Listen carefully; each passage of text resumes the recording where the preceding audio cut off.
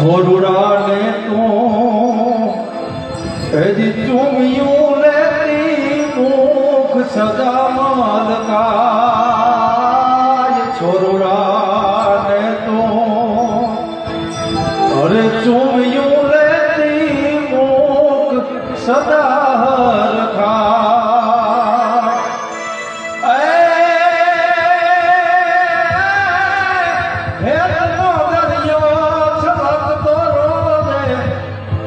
વેદનો